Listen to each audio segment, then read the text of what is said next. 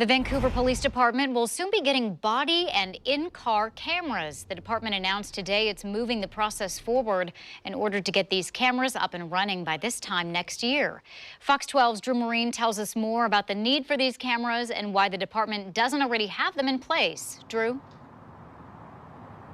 Yeah, this is something that's been in the works for a while now. The police chief says up until this point, they haven't had the funding to have these cameras. But at the end of last year, the city council approved $1.5 million to start planning this process. By this time next year, the Vancouver Police Department hopes to have a police camera program in place, putting cameras on officers. They would be outfitted with these cameras, not only body-worn cameras, but cameras inside their car. Both forward-looking dash cams as well as internally looking into the back seat of their patrol cars. Chief James McElvin says the discussion to implement cameras has been in the works for years. He says until this point, there wasn't enough funding. Without the funding for it, it just simply wouldn't be possible. Or we would have to make some other cut to our budget.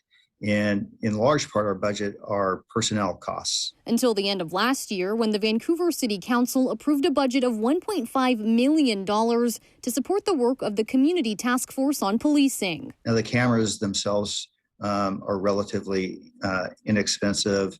The cost is going to come along with data storage and additional personnel. We'll need additional personnel to work within the city attorney's office, within our records division for public disclosure requests, as well as staffing to manage the equipment itself. The city says the task force was formed last year to review and implement recommendations made by the Police Executive Research Forum, which did a year-long review of the department's policies.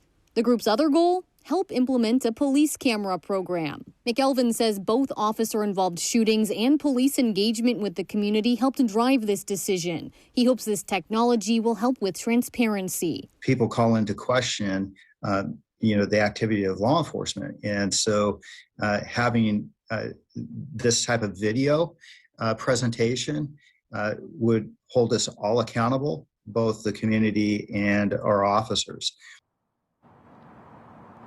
They are still in the early stages of implementing these cameras. They hope to receive bids from vendors in the next couple of months.